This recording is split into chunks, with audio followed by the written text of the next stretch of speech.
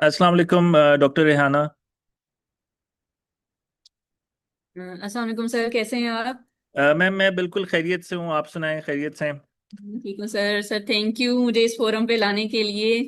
नहीं नहीं मैम, ये तो हमारा प्लेजर है। और बस हम थोड़ा सा 5 एक मिनट ही, ज़्यादा वेट नहीं करेंगे। मैं यही देख के मुझे खुशी हुई कि आप तो पहले से ही आई हुई हैं। जी तो जी सर। बस पार्टिसिपेंट्स हमारे, हम ज़्यादा वेट नहीं करेंगे बिकॉज मैं समझता हूँ कि जो है ना वो बड़ा मतलब शॉर्ट एक टाइम है और उसमें। तो मैं बल्कि आपसे कल पूछना चाह रहा था कि आपका क्या मेथड, आप क्या रखना चाह रही हैं? कोई स्क्रीन शेयर करेंगी, मतलब उस तरह से स्लाइड से करेंगी, या कैसे आप करना नहीं चाहेंगे? सर, मैंने एक्चुअली एक बुक चूज की है, उसके चैप्टर पढ़ाऊंगी इन्हें, if that's okay for them. मतलब जबरदस्त एक। हो गया। मतलब आप कुछ वो करना चाह रही हैं, कोई राइटिंग डिवाइस या आप उस जी तरह जी, वो? मेरे पास है। I have it. तो मतलब आप फिर उसको, आपको मुझे शायद आपको होस्ट वगैरह बनाना पड़ेगा, क्योंकि मैं भी जरा जूम में इतना जो है ना, मैं बस सीख ही रहा हूँ। तो मुझे फिर मेरे ख्याल से आपको एक्सेस देनी होगी कि आप अपनी स्क्रीन शेयर कर सकें। जी जी, आप पार्टिसिपेंट्स के लिए ओपन कर देना स्क्रीन शेयरिंग। ठीक है। सही। नहीं, मैं जी मैं। स्पेसिफिकली मेरे ख्याल ठीक। से आपके लिए भी कर सकता हूँ। हाँ जी, मैं कर किसी भी पार्टिसिपेंट के लिए कर दें, अगर वो कुछ और शेयर करना चाह रहे हैं तो वेल एंड गुड। जी, मैं आपको तो फिलहाल मैं इस तरह से कर रहा हूँ ना, मैं आपको को होस्ट बना रहा हूँ। सही है। और फिर ये कि मतलब आपके पास कोई टैबलेट है जिस पे आप मतलब करेंगी, या अपने, चलें नहीं जैसे। नहीं सर, मेरे पास है। ठीक है, तो मैंने को होस्ट बनाया है। अब आप बेशक ट्राई करना चाहती हैं स्क्रीन शेयरिंग तो आप कर सकती हैं। ठीक है, मैं let me check. Let me check.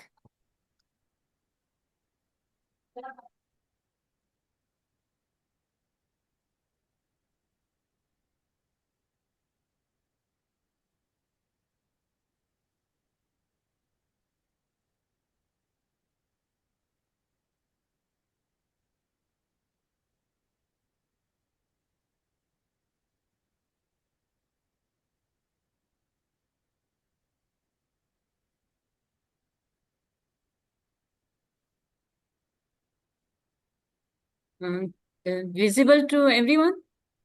जी मैम, बिल्कुल विजिबल हो गई आपकी स्क्रीन। और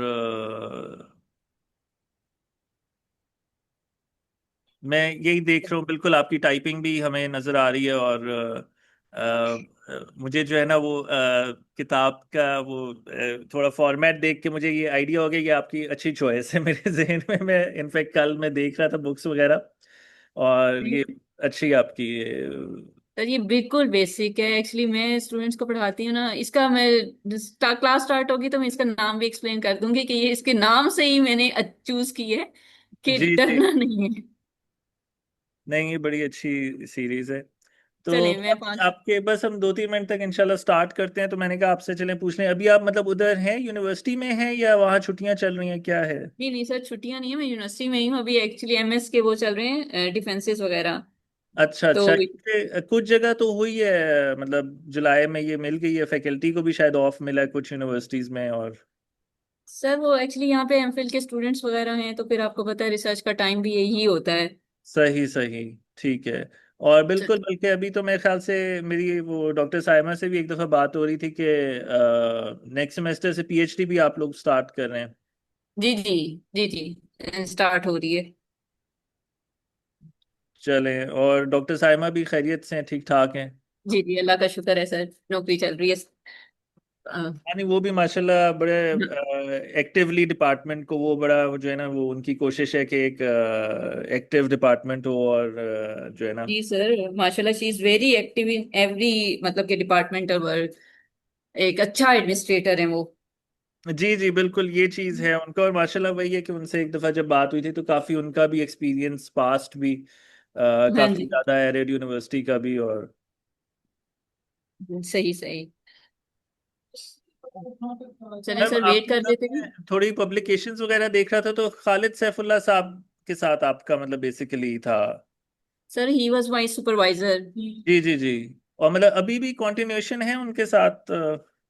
सर मतलब सलाम दुआ है, इस तरह इन टच हैं, लेकिन पब्लिकेशन उनके साथ अभी मैं नहीं कर रही, मैंने अपने स्टूडेंट्स के साथ की थी। सही सही क्योंकि सही। वो अपने स्टूडेंट्स के साथ बिजी हो गए, मैं अपने स्टूडेंट्स के साथ बिजी हो गई। तो इस तरह एक कोलैबोरेटिव टाइम नहीं मिला। ठीक है।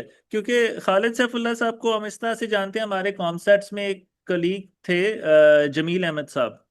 तो जी जी सर, वो आप अच्छा, शायद जमील जानते आपके भी कुलीग हैं? हैं। जी जी। तो अच्छा, आपका जमील अहमद साहब का मतलब साथ साथ टाइम था या आगे पीछे कोई डिफरेंस था? सर हमारी एक ही दिन की पीएचडी की इनरोलमेंट थी।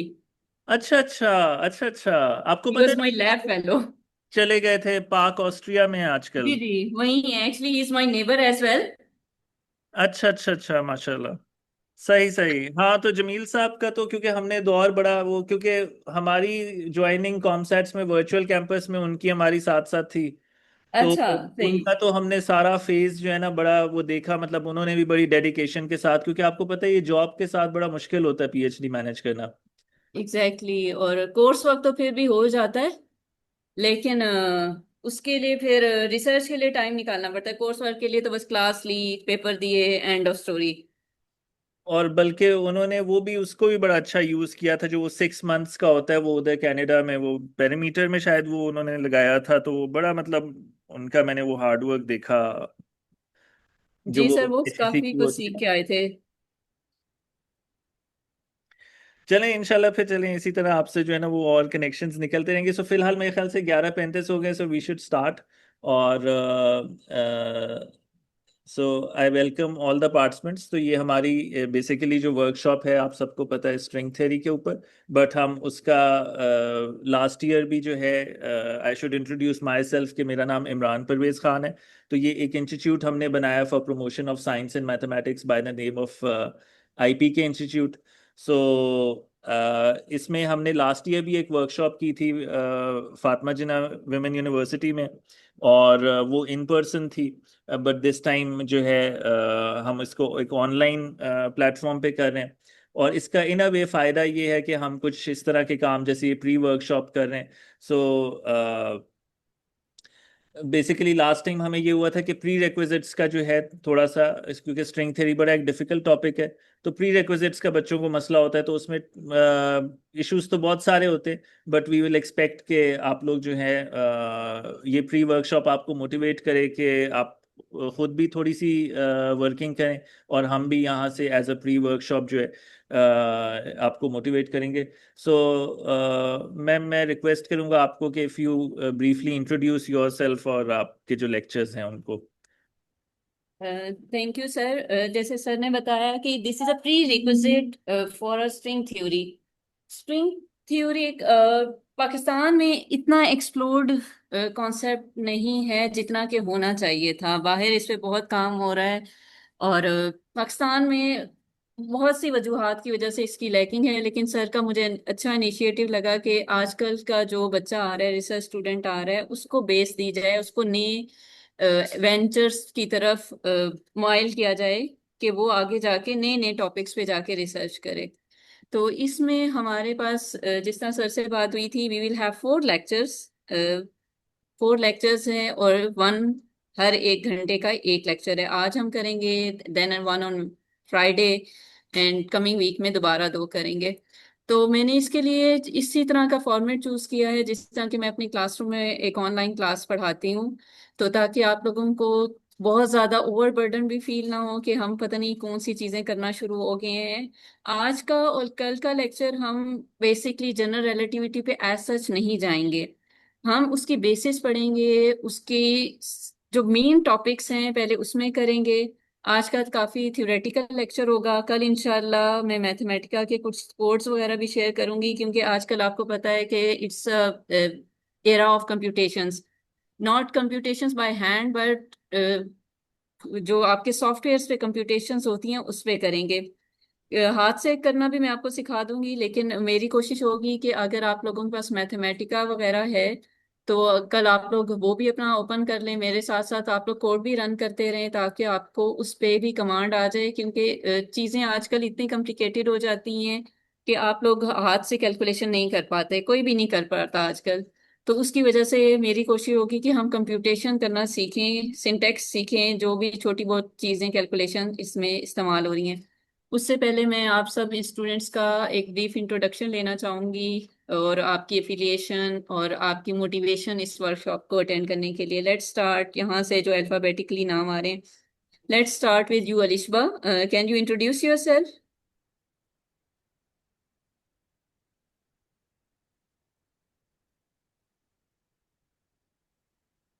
चलें नेक्स्ट पे फिर मूव करते हैं, Abdul Rahman.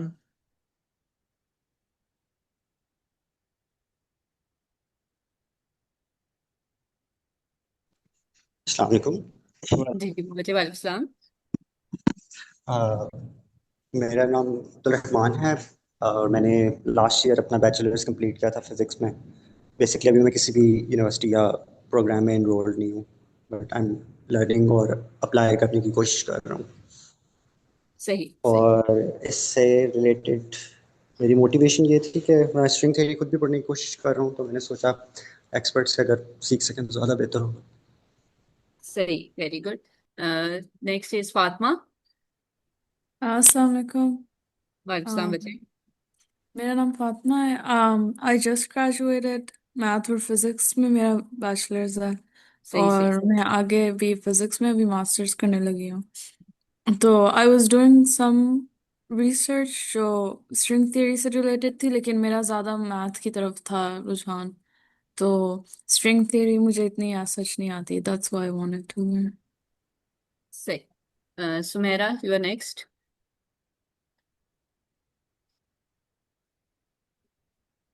Sumaira is not available. Let's see who else is there. कोई भी अपने आप को इंट्रोड्यूस करा ले, there is no hard and fast Faizan, rule. आप अनम्यूट करिए अपने आप को।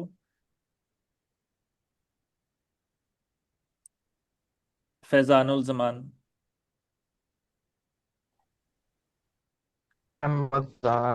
I'm recently doing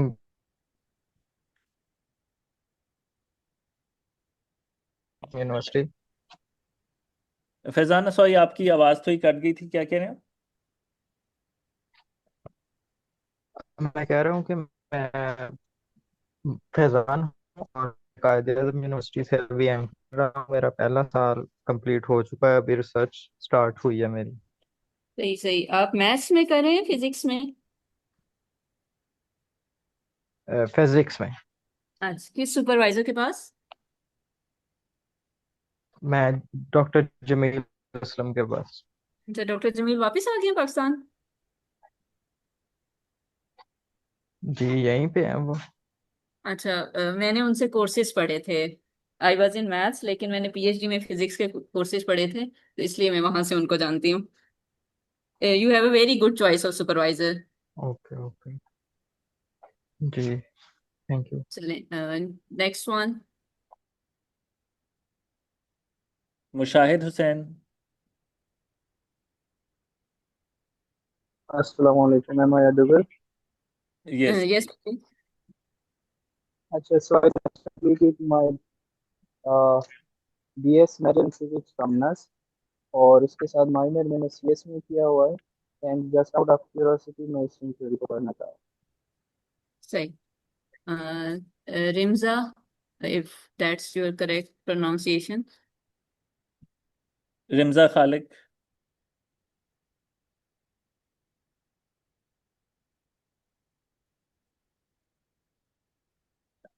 Muzammil Ahmad, आप इतने इंट्रोड्यूस कर लें।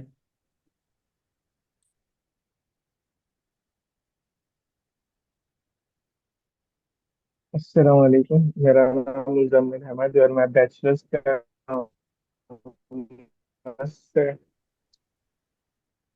मैथमेटिक्स में। और मोटिवेशन वर्कशॉप पे लेने का ये था कि मैथमेटिक्स तो दोनों की थी, तो जरा विद मैथमेटिक्स पढ़ना था। और इसमें भी लाइक मेरा इतना मैथमेटिकल बैकग्राउंड है क्योंकि अभी मैंने फर्स्ट ईयर ही किया, बट इस वर्कशॉप के जरिए लाइक एक माइंड मैप क्रिएट मैं करना चाहता था। सही, वेरी गुड। शहरियार। जी अस्सलाम वालेकुम, मेरा नाम शहरियार है। वालेकुम सलाम। I am currently a master student at Bilkent university in Turkey. तो मैं आजकल रिसर्च कर रहा हूँ in an area in quantum field theory. और स्ट्रिंग थ्योरी का मुझे शौक है, कोई ऐसा अभी ज़रूरत नहीं है मुझे स्ट्रिंग थ्योरी की, मतलब डायरेक्टली। लेकिन I want to learn the subject. General relativity मैंने पढ़ी हुई है पहले, तो बस ये मैं रिफ्रेश करने के लिए लेक्चर्स अटेंड कर रहा हूँ। सही सही तो looking forward to the string theory lectures. तो thank you for organising this workshop. सही। जमान अहमद। Assalamualaikum. वालेकुम सलाम। So I did my bachelor's in maths last year. Currently, I'm not enrolled in any program, but sooner I will be in. I'll be joining MPhil Physics and string theory. Road up to unification. So let's better give it a try. सही। चले, I guess Sumaira you are left. और जारा अहमद हैं। अस्सलाम वालेकुम। My name is Sumaira Parveen and मैं BS physics कर रही हूँ एंड मैं 6th सेमेस्टर में हूँ करंटली डूइंग।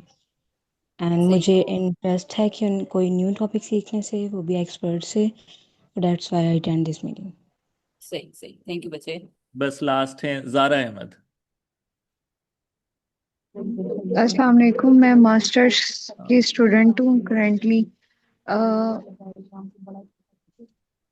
मेरा इंटरेस्ट है इसको सीखना, और जिस क्वेश्चन ने मुझे सबसे ज़्यादा ड्राइव किया है रिलेटिविटी सीखने के लिए, वो ये कि नॉर्मली हमने जब अपनी एफएससी वाली बुक में पढ़ा था, उसमें ये पढ़ा था कि कर्वेचर जो है वो मैथ्स की वजह से होता है, लेकिन लाइट की बेंडिंग में वो कर्वेचर को हम किस तरह जस्टिफाई करते हैं। I am curious about this question. सही। चले, ये आपके ड्यू कोर्स में इंशाल्लाह हम कोशिश करेंगे इसको आंसर करने का। few words about me. I'm Dr. Hana Rahim. I'm assistant professor at Rawalpindi women university. जो लोग रावलपिंडी से वाकिफ हैं उनको पता होगा, 6 रोड पे एक कॉलेज हुआ करता था, Satellite Town women girls college था। तो it was upgraded to university in 2019, तो जिसका नाम रावलपिंडी विमेन यूनिवर्सिटी रखा गया था। इट्स नॉट अ फातिमा जना विमेन यूनिवर्सिटी। हमें बहुत से इनकाउंटर्स आते हैं जिसमें लोग कहते हैं कि हमने विमेन यूनिवर्सिटी जाना है, रावलपिंडी विमेन यूनिवर्सिटी, तो वो फातिमा जना पहुंच जाते हैं। तो मैं यहाँ पे असिस्टेंट प्रोफेसर हूँ। मेरा बैकग्राउंड जनरल एक्टिविटी का है। मैंने 2020 में कायद आज़म यूनिवर्सिटी से पीएचडी किया था। यहाँ पे इन लेक्चर्स को देख के आपको लगेगा कि दीज आर वेरी बेसिक, क्योंकि आज का लेक्चर मैंने रखा ही बेसिक के तौर पे, और इसके लिए मैंने एक बुक आप लोगों के लिए सिलेक्ट की है। मैं आपको इसके साथ पीडीएफ भी आप लोगों के साथ शेयर कर दूंगी। Let me show you the book. It's like this. Let's start with the basic page. आप लोग क्या, आजकल के बच्चे तो चैट जीपीटी से लेक्चर्स बना लेते हैं, आप लोगों के क्या सीन है? वहीं से आजकल बच्चे सारे काम कर रहे हैं। बुक्स पढ़ने का शौक है किसी को?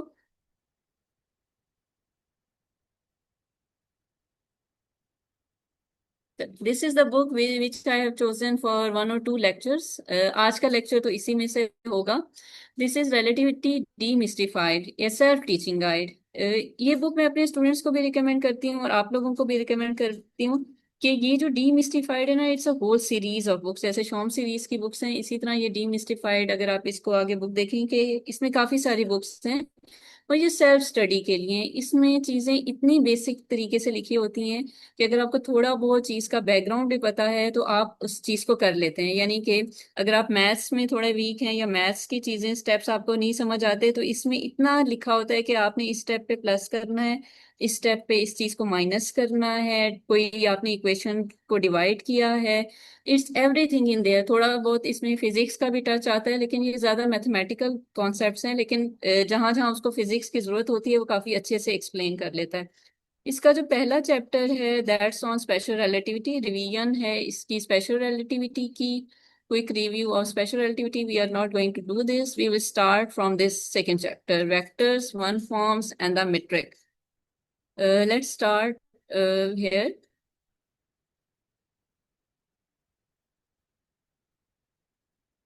आपको लगेगा कि हम पता नहीं क्यों जनरल रिलेटिविटी सीखने आए थे, हम वेक्टर्स पे क्यों चले गए हैं। लेकिन इसको वेक्टर्स को जानना इसलिए जरूरी है ताकि हम टेंसर्स को समझ सकें। वेक्टर्स, स्केलर्स, ये एक्चुअली जनरलाइज्ड केसेस हैं उसके, टेंसर्स के। Can anyone tell me what is a vector quantity, scalar quantity? Actually, I'm new to this tab. Sorry अगर आप लोगों को समझ ना आए, लेकिन मैं साथ साथ उस लफ्ज को बोलती रहूंगी. What is a scalar quantity? ये उल्टा नजर आ रहा है, सीधा नहीं लिखा जा रहा. अच्छा रुकें, मैंने आपको यही अगर बताया कि आप मैंने वो अपसाइड डाउन कर लेना, शायद वो इस तरह से हुआ है कि आप उसको हॉरिजॉन्टली एक दफा हाँ घुमाएं. हाँ, अब सही है, ठीक है, जबरदस्त हो. अब ठीक होता है. सही है.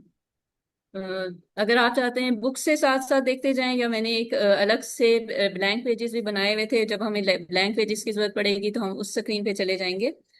लेकिन एक क्वेश्चन के लिए कि स्केलर्स क्या हैं, आई होप के एफएससी के बच्चे को हम पढ़ाना शुरू कर देते हैं कि स्केलर्स क्या होते हैं. Let's have a quick review of this. Scalars क्या होते हैं? क्वांटिटी दिस जिसकी इज डायरेक्शन नहीं होती. Exactly. And what about this vectors? Quantity जिसकी कोई स्पेसिफिक डायरेक्शन होती है. हाँ, जिनके मतलब मैग्नीट्यूड भी होता है और डायरेक्शन भी होती है. There are very many ways of representing this, लेकिन उसमें आप उसको मैथमेटिकली भी रिप्रेजेंट करते हैं, आप उसका ग्राफ भी बना सकते हैं ग्राफिकली, जैसे इसने बनाया हुआ है कि you are in a 2 dimensional space X and Y. तो आप एक वेक्टर को इस तरह रिप्रेजेंट कर सकते हैं एरो हेड से. ठीक है, एक एरो से रिप्रेजेंट करते हैं. एरो हेड ये वाली जो जगह है, ये आपको डायरेक्शन बनाती है एरो का जो हेड होता है, और उसका जो टेल वाला पार्ट है that gives you the initial point. ये बहुत ही सिंपल बच्चों वाली डेफिनेशन है. ठीक है. उसके बाद वो कहता है कि there are some vector addition rules, लेकिन उसको इतना करने की जरूरत नहीं है हमें. अगली चीज आ जाती है कि वेक्टर्स को you can arrange a vectors as a numbers. ठीक है, is a list of numbers. अगर आपके पास एक वेक्टर है in 3 dimensional space, you can write, अगर आप कार्टेशियन कोऑर्डिनेट सिस्टम के अंदर हैं, you can write A X, A Y and A Z. ठीक हो गया. लेकिन वेक्टर्स जैसे यहाँ पे आप एक वेक्टर W है, you can have it's components. अगर आप ए एक्स या ए डब्ल्यू एक्स की बात करते हैं तो आप कहते हैं कि it's has component wx along x axis, there is a component wy along y axis. ठीक है. अब इनको आप एज अ बेसिस वेक्टर्स के तौर पे भी आगे जाके लिख सकते हैं, बेसिस वेक्टर्स के यूज करते हुए. अब मुझे कोई बता सकता है 3 डायमेंशनल स्पेस में बेसिस वेक्टर्स क्या होते हैं? अगर आप कार्टेशियन कोऑर्डिनेट सिस्टम की बात करें, what are the basis vectors क्या होते हैं? लीनियर The अलजेब्रा direction, में बताइए. the direction vectors. हाँ, मतलब कि अगर आप लीनियर अलजेब्रा की डेफिनेशन आती है किसी को? Maximum number of linearly independent vectors in a space, उस स्पेस की बेसिस डिफाइन करेंगे. हाँ, set of linearly independent vectors होते हैं जो कि स्पैन कर सकते हैं आपकी पूरी वेक्टर स्पेस को. तो उस सेट को हम लीनियरली वो स्पैन उसको कहते हैं, बेसिस वेक्टर्स कहते हैं. जैसे अगर आप 3 डायमेंशनल स्पेस कार्टेशियन कोऑर्डिनेट्स के अंदर हैं तो हम 3 बेसिस वेक्टर्स करते हैं, which we call at I, then J and then there is K. तो आपकी जो whole 3 dimensional Cartesian coordinate system होता है that can be spanned by these vectors. Every vector A can be written as a linear combination of these vectors AXI, AYJ and AZK. अगर आप इसको एक generalise notation लिखना चाहें, IJ ना use करना चाहें, क्योंकि काफी बहुत से बुक्स हैं वो इन IJ की जगह X, Y और Z भी यूज कर लेती होती हैं. This is a very simple definition. इसी तरह अगर आप कार्टेशियन से अगर आप किसी और कोऑर्डिनेट सिस्टम में जाना चाहें तो वहां पे आपके पास जो बेसिस वेक्टर्स की नोटेशन आप डाल सकते हैं आर, थीटा एंड फाई, और जो कंपोनेंट्स हैं उनको आप A R, A theta and A phi के लिए तौर पे लिख सकते हैं. अच्छा, इसमें जब रिलेटिविटी या स्पेशल रिलेटिविटी या डिफरेंशियल ज्योमेट्री 2 जब भी आप पढ़ाते हैं तो उसमें क्या होता है कि इसका ना मैं हमेशा स्टूडेंट्स को कहती हूँ कि इसका सिंटेक्स सीखना पड़ता है. ओडी आपको पता होता है वो डेरिवेटिव की फॉर्म में लिखी जा, डेरिवेटिव की नोटेशन यूज हो जाती है. इंटीग्रल लेना है तो इसके साथ इंटीग्रल का साइन आ जाएगा, डेरिवेटिव लेना है तो डेरिवेटिव का साइन आ जाएगा. लेकिन जब भी आप जनरल रिलेटिविटी या स्पेशल रिलेटिविटी में काम करना शुरू करते हैं उसके लिए ना कोई नोटेशन आपको सीखनी पड़ती है कि चीज को आप रिप्रेजेंट कैसे करेंगे. वे वही है, मतलब वही है जो आपकी पुरानी नोटेशंस में आपने सीखा होता है, लेकिन एक डिफरेंट तरीका है इसमें चीजों को लिखने का। इसमें क्या होता है कि जैसे अगर आप, हम पहले ऊपर लिख रहे थे कि एक वेरिएबल एक्स है, एक वेरिएबल आपके 3 डायमेंशनल स्पेस में अगर आप हैं X Y and there is another variable Z. लेकिन जब हम यहाँ काम करना शुरू करेंगे, ये आपकी आगे की चीजों के लिए भी नोटेशन इस्तेमाल होगी कि हम बजाय इसके कि वेरिएबल का नाम लिखें एक्स वाई एंड जी, हम उसको नंबरिंग करते हैं कि लेट्स से कि पहला वेरिएबल उसको मैंने एक्स लिख दी, x1 दे दिया, ठीक है। दूसरा वेरिएबल आपने x2 कर दिया, sorry you are not seeing it correctly, and there is third variable जिसको आप x3 कह देते हैं, यहाँ पे जैसे इसने लिखा हुआ है, यहाँ इस तरह। ये यानी कि you can have a generalised notation for coordinates in any system like x of mu, ठीक है। अगर आप एक्स वाई जी सिस्टम के अंदर हैं, अ, तो एक्स म्यू अगर आप कोऑर्डिनेट सिस्टम के अंदर लिखना चाहें, there it will be x Y and z, और इसको अगर आप यूं लिखें x1 x2 and this will be x3, तो आप, मतलब वही चीज है कि x1 अगर आपके के जहन में बताया जाए कि this is a Cartesian coordinate system, तो x1 would be x, x2 would be y and x3 would be z। यहाँ तक तो कोई आई गेस इशू नहीं होगा।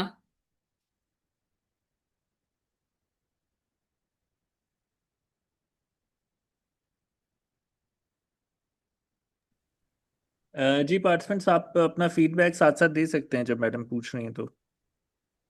बट आई होप मैम ये मैंने काफी यहाँ तक सब क्लियर है। हाँ, अब यहाँ से देखिए कि यहाँ पे आपके पास वो आपको बताना चाह रहे हैं कि Y x2 does not mean कि ये x का स्क्वायर लिया गया है, इट मीन्स कि there is a second variable, second coordinate उसका आपने स्क्वायर किया गया है। जैसे उसने कहा कि सेकंड कोऑर्डिनेट y है, उसका आपने स्क्वायर लिया, तो it can be written as x2, it represents the second variable, उसके ऊपर जाके आपने स्क्वायर डाल दिया, तो ये बन जाएगा आपके पास वाई स्क्वायर। यहाँ पे वही नोटेशन मैंने आपको लिख दी, x Y and z, that represents x1 variable, then there is x2 variable and then there is an x3 variable. अच्छा, इसी तरह आपके पास आर थीटा फाइव वेरिएबल्स हैं, उनको आप x1 x2 इसी तरह प्राइम से भी डिनोट कर सकते हैं। अच्छा, वही बात के पार्शियल डेरिवेटिव्स हैं, तो आप जरा शॉर्ट हैंड नोटेशन में उनको इस तरीके से लिखेंगे। ये एक्चुअली एक दो पेजेस में ना नोटेशन इंट्रोड्यूस कराता है, तो यहाँ से आपने अगर partial F by partial X लिखना है तो you can write as partial X और एफ। अच्छा, फोर वेक्टर्स क्या होते हैं, यहाँ से जरा इंटरेस्टिंग चीज स्टार्ट होती है। अभी तक हमने देखे कि जो भी हम शुरू में बच्चों को पढ़ाते हैं कि एक वेक्टर है जिसके कोऑर्डिनेट्स 1 2 एंड 3 हैं। अब यूं अगर आप कार्टेशियन कोऑर्डिनेट सिस्टम में हैं, आप यूं लिख देते हैं i + 2j + 3k, यानी कि दिस इज एक्स डायमेंशन में i है। ये अगर आप देखें यहाँ पे i, यहाँ पे 2 आ गया, अगर आप यहाँ पे y ले रहे हैं, और यहाँ पे अगर आप जो भी कन्वेंशन यूज करना चाहें, यहाँ पे आप 3 ले लेते हैं। फोर वेक्टर क्या होता है, जिससे वैसे नाम से ही जाहिर है कि इसमें होगा क्या, फोर वेक्टर। इसमें हम फोर्थ डिमेंशन इंट्रोड्यूस करवाते हैं, सो हाँ, usually what would be, physics में टाइम हाँ, direction. What would be that four dimension. तीन तो हमने पूरी कर ली ना। या फिजिक्स में टाइम। Usually time. हाँ, हर जगह यूजुअली हम टाइम ही लेते हैं, क्योंकि हम जो फोर्थ डायमेंशन लेते हैं उसको हम time, actually this is a concept जिसको आप स्पेस टाइम कंटिन्यूम कहते हैं, कि स्पेस और टाइम एक अलग चीजें नहीं हैं। देर इज नो, जब हम रिलेटिविटी पढ़ाते हैं, देर इज स्पेस को हम अलग ट्रीट नहीं करते, हम टाइम को अलग ट्रीट नहीं करते, we treat something called space time. जहां पे एक वेक्टर है, जो भी एक चीज पड़ी हुई है, that's being represented by four coordinates, जिसमें से एक टाइम का कोऑर्डिनेट लिया जाता है और फिर आपकी 3 डायमेंशनल स्पेस ली जाती है, चाहे आप उसको कार्टेशियन में ले लें, आप उसको spherical में ले लें, whatever you choose for the coordinate system for your spatial dimensions. कुछ किताबें होती हैं जो टाइम वाले कोऑर्डिनेट को फर्स्ट पोजीशन पे रख के 0 1 2 3 से लिटरेचर स्टार्ट करती हैं. I am more convenient, more comfortable with this notation. Stephani की बुक है स्पेशल रिलेटिविटी की, जनरल रिलेटिविटी की, वो भी अच्छी किताब है, लेकिन उसमें वो स्टार्ट करता है गिनती 1 2 3 4 से, और जो फोर्थ कोऑर्डिनेट है वो टाइम से लेता है. तो जब हम बुक्स को स्विच करते हैं तो ये भी देखना होता है कि उसने टाइम के लिए कौन सा कोऑर्डिनेट यूज किया हुआ है और बाकी स्पेस के लिए कौन सा यूज किया हुआ है. वेक्टर एडिशन भी उसी तरह होती है जिस तरह कि आप 3 डायमेंशन स्पेस में होती है, कि अगर आपके पास दो वेक्टर्स हैं A and B, just add their components A0 B0, A1 B1, A2 B2, A3 and B3. वही उसी तरह you can have scalar multiplication. आप अल्फा ए स्केलर हर कंपोनेंट के साथ मल्टीप्लाई होता जाता है. अच्छा, इस बुक में एक और नोटेशन यूज की हुई है कि आपके जो ग्रीक इंडिसेस हैं like alpha beta gamma, they range from 0 1 2 3, और जो आपके लैटिन इंडिसेस हैं जैसे I J K, ये आपके 1 2 3 से स्टार्ट होते हैं. ये एक्चुअली जब हम रिसर्च करते हैं, रिसर्च पब्लिकेशंस में भी, अगर आप चूंकि आप वही आप बैचलर्स में हैं, कुछ स्टूडेंट्स एमफिल भी कर रहे हैं, तो अगर आप रिसर्च पेपर्स आप लोगों ने पढ़े हो तो वहाँ पे देखें कि जहाँ से वो अपना इंट्रोडक्शन खत्म करते हैं वहाँ पे भी वो मेंशन करते हैं कि आप इंडिसेस की रेंज कहाँ से लेते हैं. तो वहाँ ये भी इसी तरह मेंशन कर रहा है कि आपके जो इंडिसेस हैं, ग्रीक इंडिसेस हैं, जैसे इसने यहाँ लिखे हुए हैं, दे विल रेंज ओवर 1 2 3, और आपके जो लैटिन इंडिसेस हैं I J K, they will range from 1 2 3. अच्छा, अब आ जाते हैं, this is basic concept, the Einstein summation convention. Does anyone have idea about this? जब तक मैं इसको चार्जिंग पे लगाती हूँ. हाँ, ये बड़ा अच्छा सवाल है and I would like to know कि किसी को पहले से पता है समेशन कन्वेंशन का. The repeating indices are skipped, something like that. It was skipped, I won't say skipped. Skipped से क्या मतलब लेते हैं आप? no, it's like वो एक बार लिखे जाते हैं.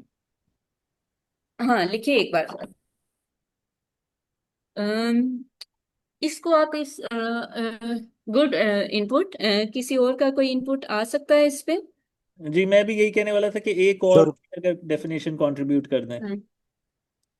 रिपीटेड इंडेक्स जो है उसका बेसिकली मतलब ये है कि उनको उन पे आपने सम ले लेना है, जैसे शो भी होती है दो हाँ वेक्टर्स के लिए. मतलब समीशन का साइन आप नहीं लिखेंगे, बट उसका मतलब ये है कि रिपीटेड इंडेक्स हैं तो उसका मतलब आपने उनके सम ले लेना उन एंट्रीज पे. हाँ, that was more like I was looking into. जैसे मैथ्स में या आप कोई भी सब्जेक्ट ले लें, हर चीज का ना सिंबल है. जैसे मैंने पहले लिखा कि D/dx है, आपको इंस्टेंटली पता चल जाता है कि आपने फर्स्ट डेरिवेटिव लेना है. अगर आपको ये लिखा जाए f(x), तो आपको इंस्टेंटली पता चल जाएगा कि आपने इंटीग्रेशन करनी है. इसी तरह जैसे यहाँ पे ये लिख रहा है समेशन I = 1 से 3 तक, तो आपको इंस्टेंटली समझ आ जाता है कि आपने समेशन करनी है. जैसे I = 1 2 3, जैसे ये यहाँ पे कर रहा है AIBI, तो ये करेगा क्या, आपको पता है कि इट्स स्टार्टिंग फ्रॉम 1, तो ये स्टार्ट करेगा 1 A1 B1, फिर आपने 2 वैल्यू दी तो A2 B2 आ गया, फिर आपने इंडेक्स की वैल्यू A3 B3 यूज कर ली. लेकिन आपको कैसे पता चला कि आपने ये सीरीज खोलनी थी? आपको समेशन का साइन गिवन था, ठीक है, आपको सिंबल गिवन था कि आपने इस पे सीरीज खोलनी है. आइंस्टाइन समेशन कन्वेंशन कहता है कि आपने सीरीज भी खोलनी है, लेकिन आपको ये वाला जो सिंबल है, ये जो ये वाला सिंबल है, ये गिवन नहीं होता.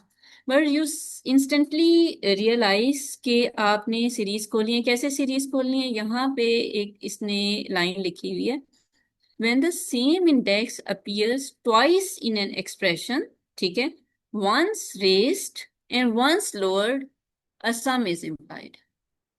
This is the basic idea behind the Einstein summation convention. ठीक है, कि आपने एक इंडेक्स को देखना है, अपनी इक्वेशन देख लेनी है, अपनी जो टर्म है उसको देख लेना है, और उसमें देख लेना है कोई इंडेक्स रिपीट तो नहीं हो रहा.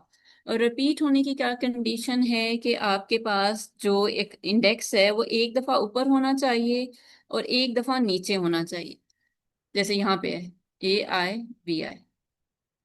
तो ये चीज आपको बताती है कि आपने सीरीज खोलनी है, ठीक है। अगला क्वेश्चन जब मैं स्टूडेंट्स को ये पढ़ाती हूँ उनके जहन में आता है कि यहाँ तो मुझे पता चल जाता है कि स्टार्ट मैंने 1 से करना था और एंड मैंने 3 पे करना था। जब मेरे पास सीरीज का सिंबल ही नहीं गिवन होता, ये समेशन का साइन ही गिवन नहीं होता, तो मुझे कैसे पता चलेगा कि मैंने 1 से स्टार्ट करनी थी और 4 पे खत्म करनी थी या 5 पे खत्म करनी थी। कुछ जगहों पे गिवन होता है कि you are working in a 2 dimensional system, तो आप 1 से 2 तक या जो भी क्वांटिटी है वो यहाँ से यहाँ तक जाएगी, गिवन होगा तो इंस्टेंटली आप कर लेंगे। कुछ जगह आप चीज की फिजिक्स समझ के भी देख सकते हैं कि इसके बैकग्राउंड में क्या हो रहा है, उसके अकॉर्डिंगली फिर आप इसकी जो सेटिंग है करते हैं कि ये यहाँ 1 से स्टार्ट हुई थी और 3 पे जाके खत्म हो गई। अब इसी तरह इसने यहाँ पे लिखा हुआ है कि जैसे यहाँ पे है, अब यहाँ पे ए आ रहा है और यहाँ पे भी ए आ रहा है। और अच्छा, ये जरूरी नहीं है कि आपके पास दो डिफरेंट चीजें हों जहाँ पे वो इंडेक्स रिपीट हो रहा हो। लाइक अगर ये भी चीज है ए और बी, तब भी यहाँ पे आपने देख लिया कि जो ए इंडेक्स है वो रिपीट हो रहा है, एक ऊपर है और एक नीचे है, that's is being summed over. अगर आप 2 डायमेंशन में करेंगे तो ये आ जाएगा 1 1 B प्लस 2 2 B। अच्छा, an index that is summed over is called a dummy index and can be replaced by another label if it is convenient।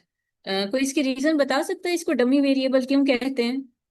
वैसे reason लिखी भी हुई है, अगर किसी और को आइडिया हो।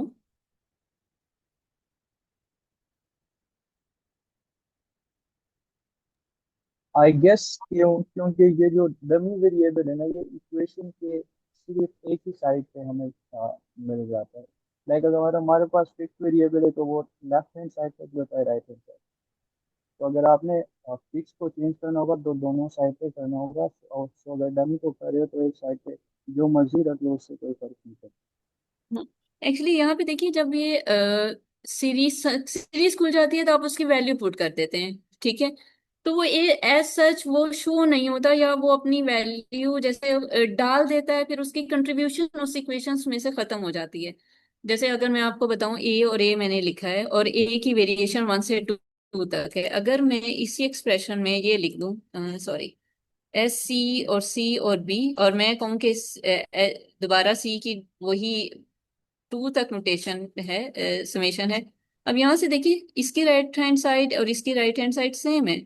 कोई फर्क नहीं पड़ता कि आप इसको यहाँ ए लिखें यहाँ सी लिखें, डमी है ना, उसको डमी इंडेक्स का नाम इसीलिए दिया जाता है। इसकी जगह कोई और भी रिप्लेस करते जाओ, इट डज नॉट मैटर, ठीक है।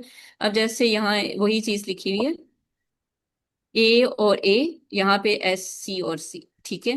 तो इसलिए इसको डमी कहते हैं कि यहाँ पे इसकी वैल्यू पुट कर ली जाती है, जैसे यहाँ पे इसने किया हुआ है, या यहाँ पे जैसे हुआ हुआ है A 1 1।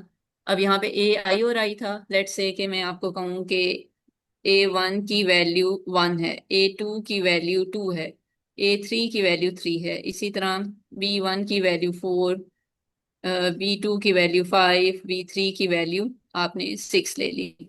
अब जब इसमें डालते हैं तो ये क्या आ जाएगा, 1, B 1 is 4, B 2 is 2, then there is 5, then A 3 is 6 and 3।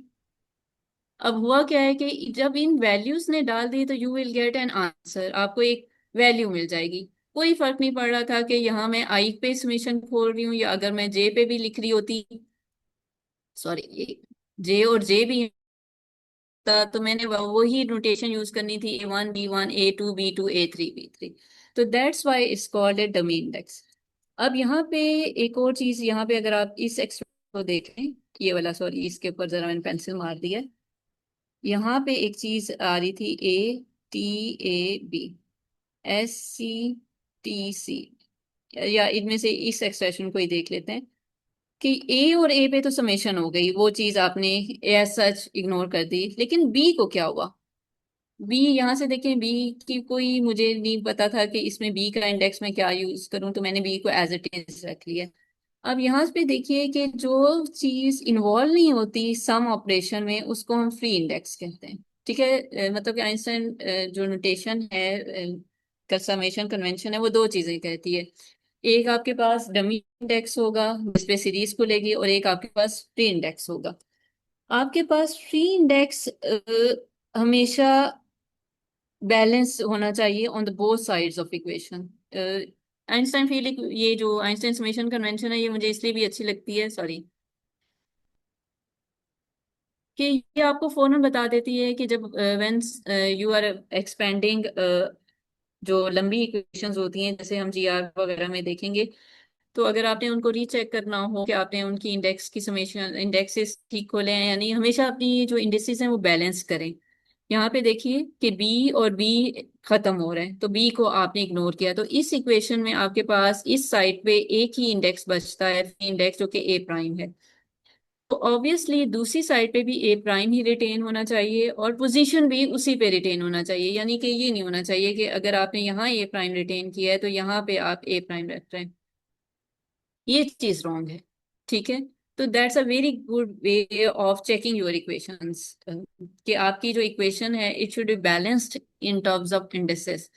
जहाँ पे जैसे इसने यहाँ किया हुआ है, इसने एक्चुअली इस स्टेप पे तो आपको सीरीज खोल के दिखा दी है। बी और बी पे अगर आपने 4 डायमेंशन में थे 0 0 1 1 2 एंड 2 3 एंड 3, और यहाँ पे वही ए प्राइम बच रहा था। ए प्राइम हर टर्म के अंदर अगर आप देखें ए प्राइम बच रहा है, यहाँ पे भी ए प्राइम बच रहा है और यहाँ पे भी ए प्राइम बच रहा है।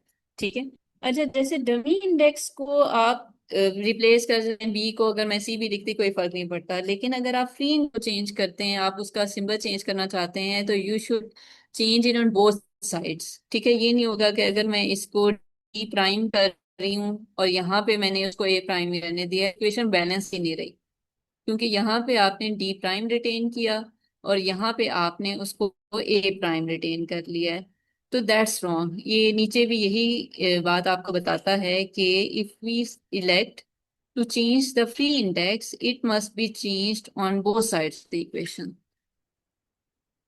जैसे इसने यहाँ पे किया है कि अगर मैं इसको ए प्राइम को बी प्राइम में चेंज करती हूँ तो then provided we make this change on both sides. जैसे यहाँ उसने किया बी और बी तो आपके उसमें चले गए समेशन में, सीरीज खुल गई, लेकिन यहाँ पे अब मैंने ए प्राइम को अगर बी प्राइम किया है, मैंने यहाँ चेंज किया है, तो मुझे फिर यहाँ भी चेंज करना चाहिए। That's the basic idea behind Einstein summation convention. अच्छा, टेंजन अब जो आ जाती है, actually now we are moving towards defining the tensors, लेकिन उससे पहले हमें ये वाला टॉपिक देखना है, tangent vector, one forms and coordinate basis. यहाँ पे अगर आप देखें कि आपके पिछले जहाँ से हमने वेक्टर्स का टॉपिक इसलिए स्टार्ट किया कि हमने देखा कि you can right a vector, जैसे ए वी वेक्टर था तो हमने उसको लिख दिया आई प्लस 2j प्लस 3k। इसका पैटर्न अगर आप देखें, आप कहते हैं कि there is a scalar component accompanied by the basis vector। यहाँ पे भी यही हो रहा है, there is a scalar component accompanied by a basis vector। यहाँ पे भी अगर 2i देती हूँ तो there is a scalar component and there is a basis vector. तो इसको चूंकि हमने अब आइंस्टाइन समेशन कन्वेंशन पढ़ ली है, तो इसको अगर मैं इस पूरी चीज को जनरलाइज करना चाहूँ, मैं कह सकती हूँ कि any vector V, whether you are talking about two vector, यानी कि 2 वेक्टर, 3 वेक्टर और 4 vector, any vector can be written in this Einstein notation as, आपको भी देखते हैं 2 लिखा हुआ है, फिर एक उसके साथ बेसिस वेक्टर, फिर 2 एक उसके साथ बेसिस वेक्टर, फिर 3 उसके साथ एक बेसिस वेक्टर, एक उसका स्केलर कंपोनेंट और उसके साथ उसके बेसिस वेक्टर्स। अगर आप 3 डायमेंशन में थे तो अगर आप इसको खोलते तो ये आ जाता basis vector, scalar component, basis vector, फिर v2 प्लस v3 और e3।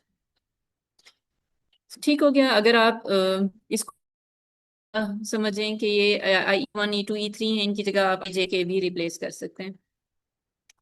अच्छा, यहाँ वो इंटरेस्टिंग एक बात कहता है कि in a given coordinate system the basis vectors e a are tangent to the coordinate lines. ये वाली दिस थिंग, एक्चुअली हम एक और नोटेशन में जाना चाह रहे हैं जहां हम कहते हैं कि ये सिंपल बेसिस वेक्टर नहीं है, actually these are the tangents to the coordinate lines. जैसे अगर आप 3 डायमेंशन स्पेस के अंदर हैं,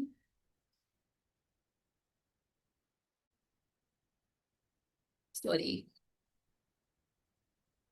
यहाँ पे आपका आई यूनिट वेक्टर है। अगर आप यहाँ पे एक्स एक्सिस पे जाते हैं, यहाँ पे एक वाई एक्सिस है और यहाँ पे जेड एक्सिस है, you can see that this I is tangent to this Y, ठीक है, and this is tangent to Z as well. इसी तरह जो आपके पास जे वेक्टर है, this is tangent to X axis and this it is also tangent to the Z axis. इसी तरह आपके पास जो के वेक्टर है, it is tangent to this X axis and this is why axis, ठीक है। तो you can write the these basis vectors as derivatives as well. ये एक मेन चीज थी जिसको हम कोऑर्डिनेट बेसिस कहते हैं। यहाँ तक किसी का कोई क्वेश्चन? यहाँ पे एक्चुअली इसने बताई भी हुई है कि tangent vectors basically give you the direction. जैसे इसे यहाँ बताया हुआ है कि अगर आप कोई भी एक डिफरेंशियल ज्योमेट्री, यहाँ पे 2 कोर्सेज होते हैं, तो डिफरेंशियल ज्योमेट्री 1 में इस तरह की चीज हम पढ़ाते हैं कि if you are moving along some curve, तो जो आपका वी टेंजेंट वेक्टर होगा that gives you actually it's a velocity vector, तो ये डायरेक्शन ऑफ मोशन आपके बताता है। यहाँ तक ठीक है सबको? Yes. गुड। अच्छा, इसका एक और बताने का मकसद ये था कि अभी तक हमने वेक्टर्स के बारे में पढ़ा हुआ है कि ये एक ऐसी चीज है जो आप मैग्नीट्यूड रखती है और डायरेक्शन रखती है, ठीक है।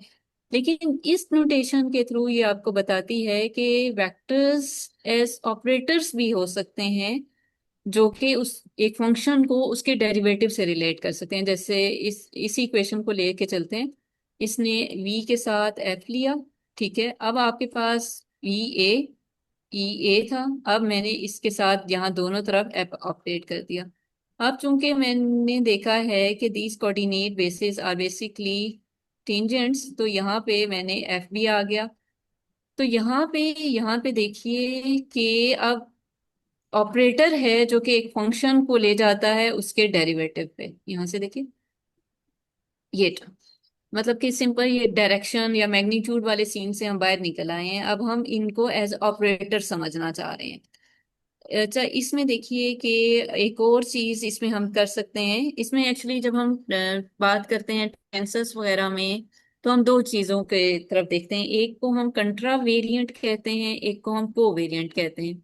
हम उसी जब ये चीजें डिफाइन कर लेंगे, फिर हम उसी की जानिब चले जाएंगे कि कंट्रा किस चीज को हम कहते हैं और को किस चीज को कहते हैं। अच्छा, इसमें अगर आप देखिए कि एक हमने वेक्टर को रिप्रेजेंट किया है इन टर्म्स ऑफ कोऑर्डिनेट बेसिस। एक और बेसिस हम यूज करते हैं जिनको हम वन फॉर्म्स कहते हैं, दिस। एक्सक्यूज मैम, अच्छा जी एक जी सवाल कमेंट्स में ये आया है, तो मैं जी जी। रीड कर देता हूँ इसको। अगर आप कमेंट्स नीचे से खोलें तो आप भी देख सकेंगी। सो सवाल ये कि derivatives follow Leibniz rule but vectors do not, so could you explain that how do we think of that in terms of traditional definition of vectors. अच्छा, वेरी अब्दुल, गुड। अगर आप एक्सप्लेन करना चाहते हैं अपने सवाल को, या मैम ठीक है आपको कुछ। रुके, मैंने कहीं आगे पीछे चीज कर दी है। रुके, रुके, एक मिनट, कहाँ गया? रुके, हाँ ये यहाँ था, ये अ, अब्दुल रहमान, अभी मेरे जहन में इस तरह नहीं आ रही कि कनेक्शन आप किस तरह बनाएंगे। Let me get you in the next lecture if that's okay.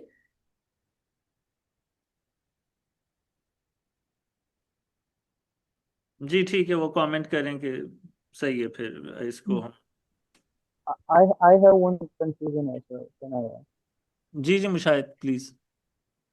अच्छा मैम, तो जिस तरह हमने जो ई ए हमारे पास यूनिट वेक्टर था किसी भी कोऑर्डिनेट सिस्टम में, हमने उसको जो पार्शियल डिफरेंशिएशन के फॉर्म में लिखा है। लेट्स सपोज हमारे पास कार्टेशियन कोऑर्डिनेट सिस्टम है, राइट। कार्टेशियन कोऑर्डिनेट सिस्टम में हमारे पास जो ई ए है या जो पार्शियल डेरिवेटिव है, वो हमारे पास वो आई जे के यूनिट वेक्टर ही को हमारे वापस दे दे देता है, राइट। लेकिन हमारे पास कोई और कोऑर्डिनेट सिस्टम में हम उसको वो ई ए जो है हमारे पास हर पॉइंट में चेंज होता है, तो इसलिए हम उसको पार्शियल डिफरेंशियल के फॉर्म में लिखते हैं कि हमारे पास टेंजेंट को दे देता है कि हर पॉइंट में हमारे पास वो कोऑर्डिनेट सिस्टम का जो डायरेक्शन है वो मिल जाए। क्योंकि उसके साथ जो वी ए का हम कंट्रा फॉर्म लिख रहे हैं वो तो हमारे पास कंपोनेंट दे देता है राइट हर पॉइंट में। तो कंपोनेंट तो हमारे पास है, लेकिन ई ए हमें जो है वो डायरेक्शन दे रहा होता है। लेकिन हम उसको अगर जनरली ऑपरेटर की फॉर्म में लिखे और हम उसको फंक्शन के ऊपर ऑपरेट करें, जो टोटल फंक्शन लेट सपोज हमारे पास वी है, लेट सपोज हमारे पास एफ है, कोई भी है, तो वो तो हमारे पास वो यूनिट वेक्टर नहीं देगा ना, वो तो हमारे पास एक्स्ट्रा इन्फॉर्मेशन भी दे देगा जो अगर टोटल फंक्शन पे ऑपरेट करे, वो तो सिर्फ हमें डायरेक्शन वापस नहीं देगा। तो ये हमारे पास एक्स्ट्रा इन्फॉर्मेशन नहीं दे रहा कुछ, लाइक जो हम चाह रहे हैं उससे ज्यादा। सॉरी, मुझे आधी बात समझ आ गई थी। क्वेश्चन क्या था आपका? मैम जो ई इट वाज ए अ हमारे कमेंट और क्वेश्चन? लाइक ई ए हमारे पास है, ये सिर्फ हमें डायरेक्शन बता देता है ना। हाँ, ई इज बेसिकली डायरेक्शंस है। यही मैंने आपको कहा कि you can right in terms of basis vectors, है ना? एग्जैक्टली लाइक ये बेसिस वेक्टर से जो हमें हाँ डायरेक्शन का बता देते हैं। हाँ, बेसिस लेट्स वेक्टर्स और डायरेक्शन बताएंगे। लेट्स सपोज हमारे पास एक कोऑर्डिनेट सिस्टम है जिसमें हर पॉइंट पे हमारे पास वो डायरेक्शन चेंज हो रहा होता है, तो सही उसको सही। हम इसी वजह से वो पार्शियल भी लिख लेते हैं। लेकिन हम हाँ इस ऑपरेटर को अगर टोटल फंक्शन पे ऑपरेट करेंगे ना, तो वो सिर्फ हमें डायरेक्शन तो नहीं देगा, हमें उस फंक्शन के साथ जो कोई लेट्स सपोज एक कांस्टेंट है वो कांस्टेंट भी वापस दे देगा। लेकिन हमारे पास ऑलरेडी वो कंपोनेंट है, हमने जिस तरह v को एक्सपेंड किया हुआ है, v1 हमारे पास कंपोनेंट है, e1 हमारे पास वो है जो डायरेक्शन वेक्टर है, जो हमारे पास यूनिट वेक्टर जो डायरेक्शन शो कर रहा है। लेकिन हम्म, अगर हम p1 को पार्शियल के फॉर्म में लिख रहे हैं और उसको पूरे वेक्टर पे पूरे फंक्शन पे ऑपरेट करें, तो हमारे पास एक्स्ट्रा इन्फॉर्मेशन दिया जाएगा ना, वो तो हमें सिर्फ यूनिट वेक्टर नहीं देगा। लाइक नहीं, हमने इसको एफ किया। एक्चुअली हम इसको एक कंपोनेंट, जैसे अभी आपने कहा ना कि हम उसका पूरा डेरिवेटिव नहीं लेंगे। हम जो भी, जैसे अगर हम यहाँ बात करते हैं, ये सीरीज पूरी खुल जाएगी ना यहाँ पे। V1 पार्शियल एफ, अगर हम इसको कहते हैं partial F by partial X, plus V2 partial F by partial लेट से वाई, प्लस V3, ये इस तरह सीरीज खुल जाएगी। यस ये ये V और F, yes this is something वो बताना चाह रहे हैं। सॉरी, ये कहाँ है? ये कि V F पे एक्ट करता है, ठीक है? तो ये इस तरह की ये आपको सीरीज की फॉर्म में दे देता है। यस।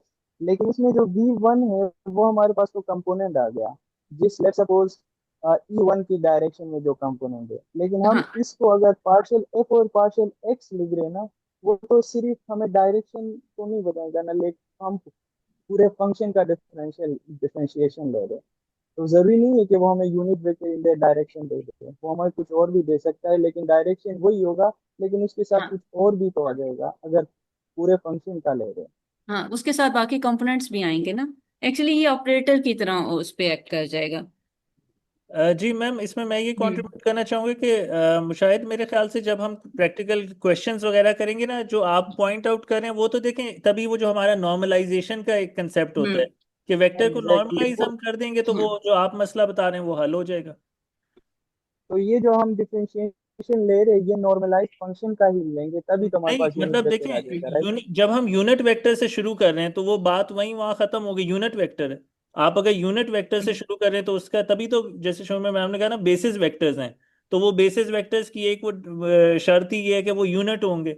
ठीक है, और यूनिट के बाद वो फिर जब उनका आगे फर्दर डेरिवेटिव भी लिया जाएगा तो वो मतलब एक तो अव्वल तो उसमें वो आएगा नहीं जो आप बात करें, लेकिन मैं ये कह रहा हूँ कि इन केस चले आए भी तो मैथ्स के अंदर वो टूल मौजूद है, हम नॉर्म उसका लेके उससे वो तकसीम कर देंगे, उसको वो खत्म हो एग्जैक्टली, फिर उसको यूनिट वेक्टर बना देंगे। ओके ओके, इट्स सही। क्लियर ना। अ, अच्छा, इसमें actually this is the notation जो कि मैंने भी बाद में ही पढ़ी थी। क्योंकि यहाँ पे देखिए, ये ना कैरल की डेफिनेशन है जो कि यहाँ पे इंट्रोड्यूस होती है। तो इसको हम दोबारा कैरल की डेफिनेशन से भी देख लेंगे। तो let's move on to this. अब यहाँ पे देखिए कि एक वेक्टर्स हैं, ठीक है, जिन अभी यहाँ पे हमने एक वेक्टर्स के यहाँ पे जैसे इंडेक्स रेज किए हुए थे, आप इनको लोअर इंडेक्सेस की फॉर्म में भी लिख सकते हैं। लेकिन यहाँ पे आपके बेसिस वेक्टर्स चेंज हो जाते हैं। ये नहीं होगा कि हमने जो पहले बेसिस वेक्टर यूज किए थे अब हम वही बेसिस वेक्टर यूज करेंगे। इनका हम इंडेक्स रेज करते हैं जिसको हम बेसिस वन फॉर्म्स कहते हैं। तो यहाँ पे हम एक दो टाइप के एक्चुअली वो वेक्टर्स इंट्रोड्यूस कराना चाह रहे हैं, जिसको आगे वो बताता भी है कि ये इनमें क्या रिलेशनशिप है। यहाँ पे देखिए कि यहाँ पे पहले जैसे उसने नोटेशन यूज की, that was like this. Basis vectors हैं, अब बेसिस वेक्टर्स अगर इंडेक्स रेज कर लें तो you will have like this, यहाँ पे ओमेगा ए, जिनको आप कहते हैं कि these are basis one forms हैं। और इस टाइप ऑफ वेक्टर को आप वन फॉर्म वेक्टर कहते हैं। Actually these are the dual basis, this things, ये जो ओमेगाज होते हैं इनको हम डुअल बेसिस कहते हैं। दिस इज द, जब हम इसको को, this is something called the covariant, और उस पर वाले को हम कहते हैं दिस इज अ कंट्रावेरिएंट। एक्चुअली वो ये कहना चाह रहे हैं कि ये जो वी और वी टिल्डा हैं ये नोटेशन का फर्क है, लेकिन रिप्रेजेंटेशन बेसिकली ये एक ही वेक्टर की है। फिर वो आगे जाके हम मीट्रिक टेंसर वगैरह यूज करते हैं, हमें पता चलता है कि how to go from a raised और लोअर इंडिसेस, मतलब कि इंडिसेस का जो इंटरचेंज है, लोअर से अपर करना, अपर से लोअर करना, वो हम मीट्रिक टेंसर की वजह से हम कर सकते हैं। यहाँ पे वो आपको यही बताना चाह रहा है कि this is a one form not an ordinary vector but it's the same object in different representation. यानी कि एक ही आपने वेक्टर लिया था उसको आप कंट्रावेरिएंट की फॉर्म में भी रिप्रेजेंट कर सकते हैं एंड कोवेरिएंट की फॉर्म में भी। और यहाँ पे वही बात जो मैं आपको बताना चाह रही थी कि you can have it raised in lower indices as well. अब यहाँ पे एक और बड़ी इंटरेस्टिंग चीज है, जो रिलेशनशिप है वो ये वाला है कि बेसिस वेक्टर, ये जो कोऑर्डिनेट बेसिस हैं और जो डुअल बेसिस हैं, these are basically give you the chronic delta। तो वो चूंकि हम पहले ही एक चीज डिफाइन कर चुके हैं E be in terms of this, तो यहाँ पे जो कोऑर्डिनेट जो बेसिस फॉर्म्स फॉर्म्स होती हैं वो इस तरह डिफाइन होती हैं, omega A D x A, that's how you get this thing. ये ओमेगा ए यहाँ पे ऑपरेट हो जाता है डी एक्स ए, जब ये ई ए बी पे आ जाएगा तो यहाँ पे आपके पास ये क्रॉनिक डेल्टा आ जाएगा। अब यहाँ पे देखिए कि आर्बिट्रेरी वन फॉर्म्स हैं, ठीक है। अब आपके पास एक्चुअली होता क्या है कि आपने यहाँ पे देखिए कि आपके पास आर्बिट्रेरी वन फॉर्म, यानी कि जब आपने एक रेज्ड इंडेक्स लिया है और एक आपने लोअर इंडेक्स लिया है, जिसको जब भी आप इस तरह करेंगे, ये देखिए समेशन हो रही है, ए पे जा रहा है, अगर आपने वन वन किया, टू टू किया, थ्री थ्री किया, तो एट द एंड आपके पास एक स्केलर क्वांटिटी बचती है जिसको हमने इस तरह डॉट प्रोडक्ट, एक्चुअली स्केलर आपके पास डॉट प्रोडक्ट से ही आता है। तो यहाँ पे ये चीज डिफाइन हो जाती है कि आपके पास जो लोअर कंट्रावेरिएंट वाला कंपोनेंट है और जो कोवेरिएंट वाला कंपोनेंट है, जब आप उनकी डॉट प्रोडक्ट करेंगे that will be the representation. यही दोनों चीजें आपकी डिफाइन यूज होती हैं बेसिस वन फॉर्म्स, और ये जो कोऑर्डिनेट बेसिस हैं जो हमने पढ़ी हैं, ये सारी चीजें डिफाइन होती हैं इन टर्म्स ऑफ टेंस। मतलब कि इनकी डेफिनेशन में ये टेंसर जो वर्ड हमने यूज किया है उसकी डेफिनेशन में ये चीज इस्तेमाल होती है। कोई बता सकता है टेंसर का, किसी को आइडिया हो?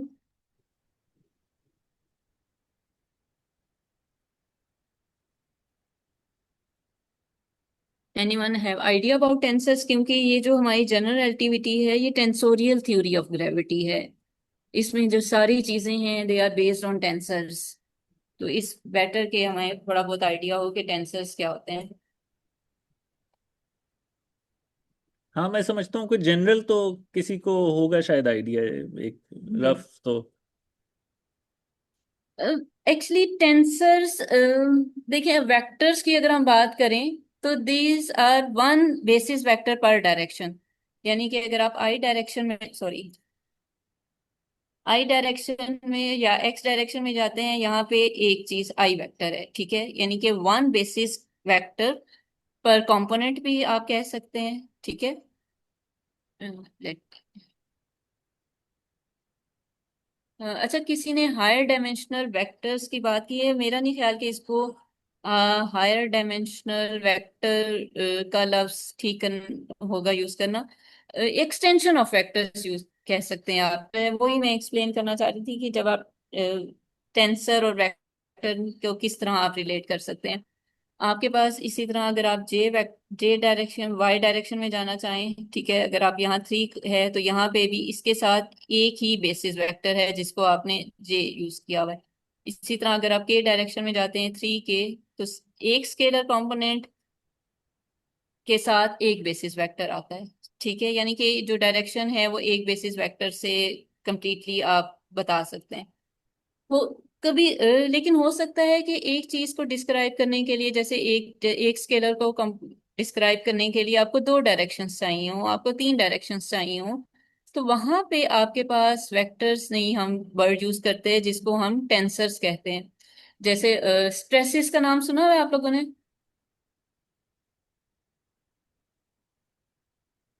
इसको यहाँ देख लेते हैं कि लेट्स से कि आपके पास एक एरिया है, ठीक है, एरिया के लिए आपको एक सरफेस, ठीक है, एक आपने इस पे एक नॉर्मल वेक्टर डिनोट कर दिया, ठीक है, जिसको आप एन कह दें या जो भी कह दें। लेट्स से कि इस पॉइंट पे अगर आप फोर्स लगाते हैं, ठीक है, अब फोर्स इस पॉइंट पे आप लगा रहे हैं, उसके 3 कंपोनेंट्स हो सकते हैं, F X, F Y and F of Z. ठीक है, अब यहाँ इस पॉइंट को डिस्क्राइब करने के लिए एक तो आप इसका नॉर्मल वेक्टर आपको चाहिए, ठीक है, और एक यहाँ पे आपको फोर्स का डायरेक्शन भी आपको चाहिए। यानी कि अगर आपके पास कोई भी यहाँ कंपोनेंट है, उसको डिस्क्राइब करने के लिए अब आपको 2 डायरेक्शंस चाहिए। ठीक है, तो इस वजह से फिर आप इसी तरह कोई भी फिनोमिना हो सकता है जहाँ पे आपको 3 कंपोनेंट्स की जरूरत हो सकती है। तो यहाँ से हम मूव करते हैं from vectors to tensors.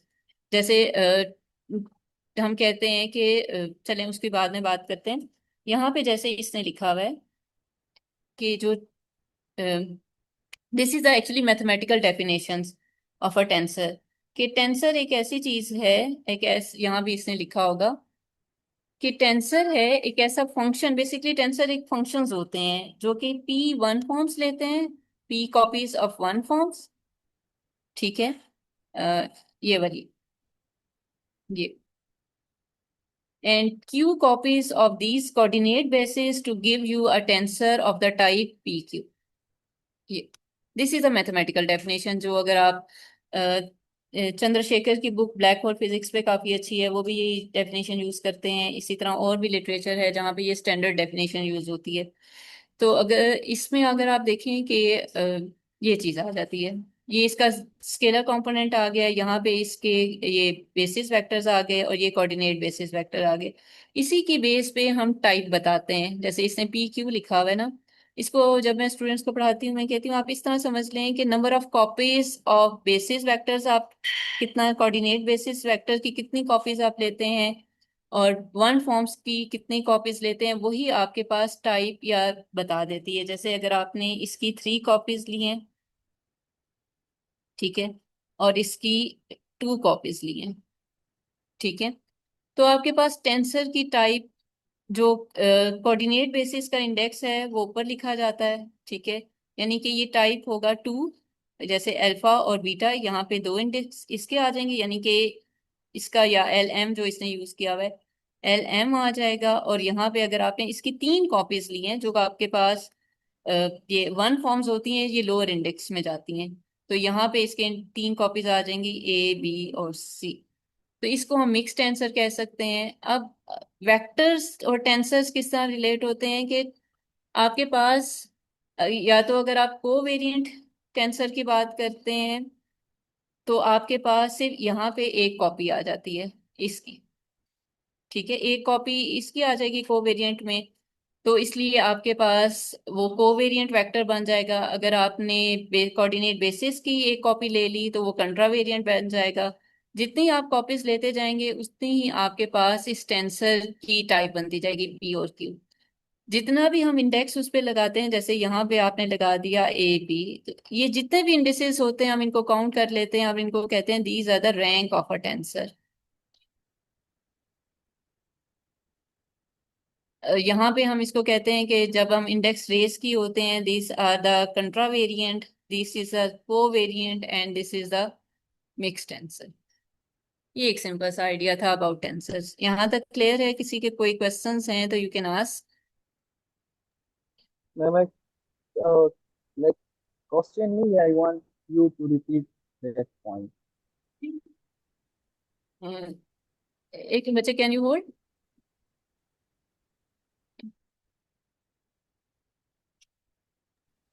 Ma'am मेरे ख्याल से वो कह रहे हैं कि रिपीट कर दें डेफिनेशन। वो लाइक जैसे आपने डिफरेंशिएट किया ना वेक्टर और टेंसर के जी बीच बच्चे, में। Sorry, I had to listen to a student in my office. बताइए। ओके मैम, जैसे आपने डिफरेंशिएट किया ना वेक्टर और स्केलर टेंसर के बीच में, यू से कि लेट्स सपोज हमारे पास एक क्वांटिटी है जो कि वेक्टर है, तो अगर हम उसके एक कंपोनेंट को अगर शो करना चाह रहे हैं तो हमें एक ही बेसिस वेक्टर चाहिए होगा। जिस तरह हमने किसी आई डायरेक्शन में किसी कंपोनेंट ऑफ एनी क्वांटिटी को शो किया जो कि वेक्टर है, और जिस तरह आपने एक एरिया वेक्टर ले लिया और उसमें आपने फोर्स के कंपोनेंट्स को भी इंक्लूड कर लिया और आपने कहा कि ये टेंसर होगा क्योंकि हमारे पास इधर फोर्स के ही अपने तीन कंपोनेंट्स होंगे एंड एरिया का एक नॉर्मल कंपोनेंट जो कि एरिया के डायरेक्शन को शो करेगा।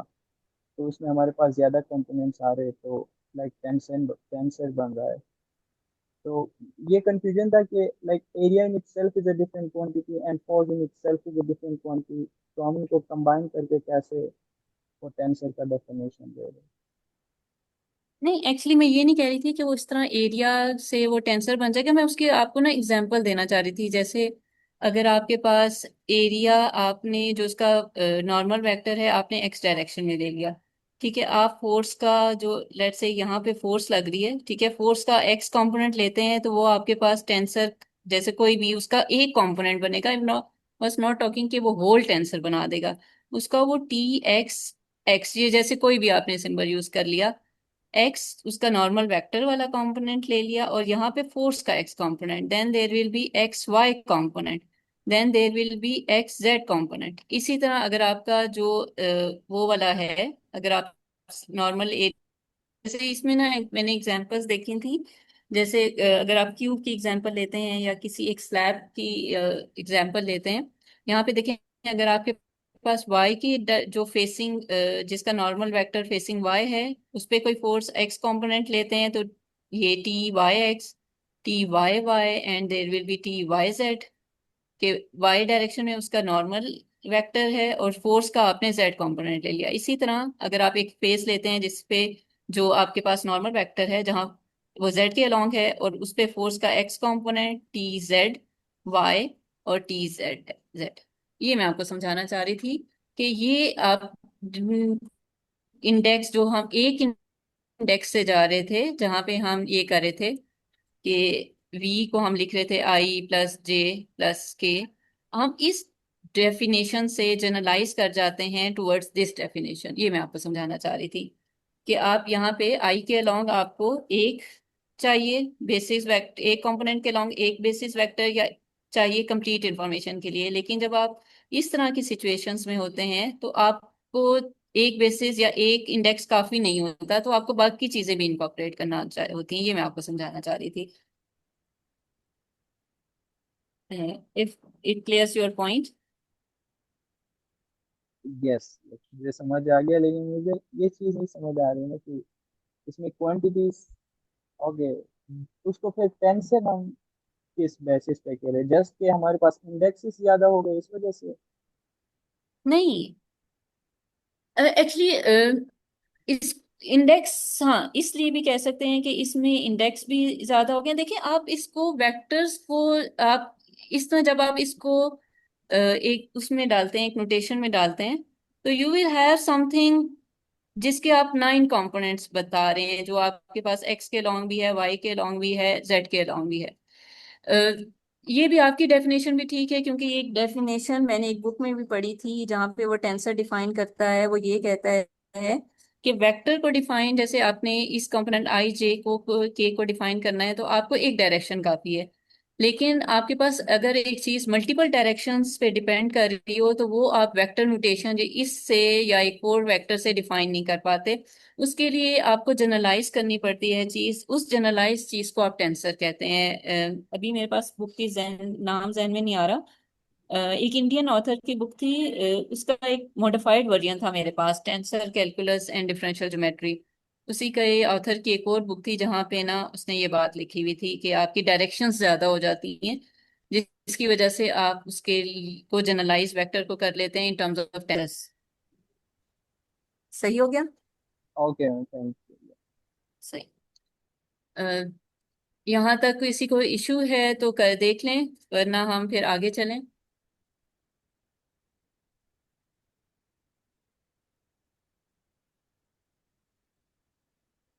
एक्चुअली जो टेंसर्स होते हैं ना, इनका चेक भी होता है। ये नहीं होता कि हर चीज जो आपने इंडेक्स नोटेशन में लिख दी है वो टेंसर होगी।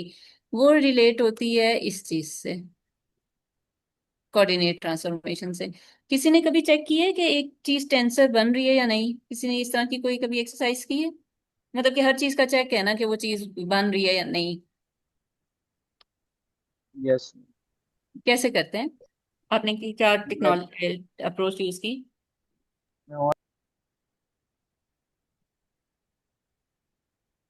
मैं मुशाहिद आपका म्यूट हो गया माइक। ओके सर, इस हमारे पास जो कनेक्शंस होते हैं जीआर में, sometime they act like tenses, sometime वो ट्रांसफॉर्मेशन करते हैं, उसमें कुछ एक्स्ट्रा टर्म्स आ जाते हैं। जब तक वो जीरो नहीं होते वो like they can not be called as tensors because वो ट्रांसफॉर्मेशन को फिर फॉलो नहीं करते। एग्जैक्टली आपकी कोऑर्डिनेट ट्रांसफॉर्मेशंस एक ऐसा टूल होती हैं जो कि आपको बता देती हैं कि चीज आपकी टेंसर बन रही है या नहीं। Tensors are basically invariant actually. यूं अगर आप यूं समझें कि चूंकि वेक्टर्स की ये जनरलाइजेशंस हैं, वेक्टर इनवेरिएंट हैं तो टेंसर्स भी इनवेरिएंट होते हैं। ठीक है। तो यहाँ पे अगर वो एक ट्रांसफॉर्मेशन लॉज होते हैं इस फॉर्म, कहाँ पे आएंगे, इस फॉर्म के। अगर ट्रांसफॉर्मेशन लॉज वो ओबे करते हैं तो वो आपकी चीज टेंसर बनती है। अगर वो ट्रांसफॉर्मेशन लॉ ओबे नहीं करते तो वो आपकी चीज नहीं बनती। जैसे आपने कनेक्शन सिंबल्स का नाम लिया, जो कि हम कल के लेक्चर में देखेंगे कि वो चीज लिखी इस तरह जाती है। ये अगर आप इसको देख के लिखें, आप कहेंगे कि ओ ये तो 3 रैंक का टेंसर है जिसमें एक इंडेक्स ऊपर है 2 नीचे हैं, तो ये सब मिक्स टेंसर। लेकिन एक टूल जब हम इस पे लगाते हैं ट्रांसफॉर्मेशन, कोऑर्डिनेट ट्रांसफॉर्मेशन का, या ट्रांसफॉर्मेशन लॉस की इक्वेशन इस पे लगाते हैं, तो वहां पे हमें पता चलता है कि इस नॉट अ टेंसर, क्योंकि इसने वो ट्रांसफॉर्मेशन लॉ ही ओबे नहीं किया। तो I guess that's all for today. इंशाल्लाह इसको मैं कल कंटिन्यू करूंगी। आज आपके इंट्रोडक्शन वगैरह में टाइम लग गया, तो इंशाल्लाह कल हम एग्जैक्टली फ्राइडे को इंशाल्लाह हम एग्जैक्टली 11:30 पे स्टार्ट करेंगे। अब और मैं अब्दुल बिल्कुल रहमान आई विल। यही चीज क्लियर करना चाह रहा था, क्योंकि आपने इनिशियली भी शायद वो कल का कहा, लेकिन हमने फ्राइडे प्लान किया हुआ। Friday, sorry. चूंकि वो क्लासेस का ही वो जी कॉन्सेप्ट जी बना जी, होता है, आज क्लास हुई है मैं तो कल भी क्लास होगी। मैं समझ गया था, इसलिए मैंने कहा क्योंकि शेड्यूल मेरे पास था, तो मैं सब पार्टिसिपेंट्स को दोबारा भी ईमेल करूंगा। मैम आपको भी लिंक, वैसे मोस्ट प्रोबेबली यही होगा, बट मैं एक दफ़ा जो है एहतियातन दोबारा भी मैं ईमेल कर दूंगा। और मैं ब्रीफली अब्दुल रहमान का जो क्वेश्चन उन्होंने टाइप किया था, मैं उसको आंसर इस तरह से करूंगा। बेसिकली मुझे जहाँ तक याद आ रहा है कि डेरिवेटिव्स जो हैं ये वेक्टर स्पेस बनाते हैं। तो जो वेक्टर स्पेस की प्रॉपर्टीज हैं वो उनको फॉलो करते हैं। तो वो चीज़ आपके उसको क्वेश्चन को आंसर करती है कि डेरिवेटिव्स जो हैं वो चूंकि वेक्टर स्पेस बनाते हैं, और जाहिर सी बात है यूनिट वेक्टर्स जो हैं वो वेक्टर स्पेस बनाते हैं, तो इसलिए वो आप यूनिट वेक्टर को एज अ पार्शियल डेरिवेटिव कर सकते हैं। तो इनफैक्ट मैम इसी के हवाले से मैं ये चाह रहा था कि आप कुछ सजेस्ट करेंगी इन बच्चों को कुछ, क्योंकि देखें खुद जब तक वो प्रैक्टिस नहीं होगी वो फिर तीसरे चौथे लेक्चर तक कुछ जो है ना वो नहीं, मेरे ख्याल से ये फॉलो कर पाएंगे, एक्चुअली आज के लेक्चर इंक्लूडिंग में माई इतना सेल्फ। कुछ हमने किया नहीं है। अगर आपने, चूंकि आज की मेन चीज हमने वही की है, ये आइंस्टाइन समेशन कन्वेंशन, बाकी तो हमने डेफिनेशंस ही पढ़ी हैं। अगली यहाँ पे एक्चुअली इस बुक में ना चीजें कम हैं। मैं आप लोगों को एक और यहाँ पे ना जरा आसान चीजें लिखी हुई हैं। अगर आप टेंसर्स पे प्रैक्टिस करना चाह रहे हैं, मीट्रिक टेंसर पे, तो मैं आपको एक और बुक दिखा देती हूँ जिसका मैंने पहले जिक्र भी किया था। Let me show you a book. अगर आप इसमें आइंस्टाइन समेशन कन्वेंशन की एग्जांपल्स देखना चाह रहे हैं, नेक्स्ट लेक्चर बिल्कुल। में हम तो ताकि ट्रांसफॉर्मेशन next लॉस lecture में करेंगे। पार्टिसिपेंट्स प्रिपेयर होकर आए, क्योंकि स्ट्रिंग थ्योरी का जो सफर है ना वो और भी मुश्किल होगा, इसलिए मैं चाह हाँ, रही हूँ कि कुछ ना कुछ हाँ, ये सो। देखिए, ये भी मैं बुक आपके साथ शेयर कर दूंगी। ये एक्चुअली ये है ही टेंसर एनालिसिस पे, और उसको फिर आगे जाके, चूंकि डिफरेंशियल ज्योमेट्री के कोर्स में ये बुक फॉलो करती हूँ। ये उस वक्त तो डाउनलोड हो जाती थी, अब मुझे नहीं पता कि डाउनलोड होती है या नहीं। ये एक्चुअली स्टार्ट ही टेंसर की डेफिनेशन से होती है। इंडियन ऑथर्स की बुक है, तो आपको पता है कि इसमें मैथ्स बहुत ज्यादा होता है, तो इसमें हम्म। It has a lot of practice questions. हम्म। यहाँ पे देखिए कि वही चीज, ये टेंसर अलजेब्रा है, यहाँ पे मल्टीप्लिकेशन है, mix tensor, covariant tensors, Riemann tensor, जो कि यहाँ पे हमने कल के लेक्चर में मीट्रिक टेंसर पढ़ना है, क्रिस्टोफर सिंबल्स, रिमानियन ज्योमेट्री। यहाँ से आगे तो सरफेसेस वगैरह शुरू हो जाती हैं, लेकिन यहाँ पे अगर आपने प्रैक्टिस के क्वेश्चंस करने हैं तो इस चैप्टर में बहुत ज्यादा है। जैसे यहाँ पे समेशन कन्वेंशन है, तो इसमें आगे ये जाके काफी एग्जांपल्स देखता है। क्रॉनिक डेल्टा जो 1 0 वाला है, ये सारी यहाँ तक आपकी उसकी एग्जांपल्स आ जाती हैं। आइंस्टाइन समेशन कन्वेंशन की एग्जांपल्स आ जाती हैं। Then there is a tensors, उसकी प्रॉपर्टीज लिखी हुई हैं। यहाँ से फिर वो जो हम कोऑर्डिनेट ट्रांसफॉर्मेशंस की बात कर रहे थे, तो वो सारी कोऑर्डिनेट ट्रांसफॉर्मेशंस की जो प्रॉपर्टीज वगैरह हैं, हम इतनी डिटेल में नहीं देखेंगे क्योंकि 1 घंटे का लेक्चर है। जी जी बिल्कुल। लेकिन प्रैक्टिस के लिए ये बुक बहुत अच्छी है, अगर आप लोग को भी करना चाहें। इस एक्सीलेंट बुक। मैम मैं या तो आप मुझे ईमेल कर दें और फिर मैं पार्टिसिपेंट्स तक पहुंचा देता हूँ, या इसके ठीक है, मुझे कोई इशू नहीं है, मैं अभी आपको सेंड कर देती हूँ। ठीक हो ठीक गया। है। ठीक है। मैं ये बिल्कुल पार्टिसिपेंट्स को ईमेल कर दूंगा ताकि वो फिर उनको हो फ्राइडे से पहले जितना वो कर सकें प्रैक्टिस, क्योंकि ठीक है, कोई इशू नहीं, मैं अभी कर देती हूँ। ठीक है। Thank you. चलें ठीक है। Thank you so much ma'am, आपने टाइम दिया। और ये बस एक क्वेश्चन इनका है, मुशाहिद हुसैन क्या कह रहे हैं, you can find a geometric proof that Y can write. चलें मुशाहिद, थैंक यू। ये चलें इसको मैं देख लेते हैं, लिंक को मैं कॉपी कर लेता हूँ। सो चलें ठीक है मैम, ये फिर मैं एंड कर रहा हूँ।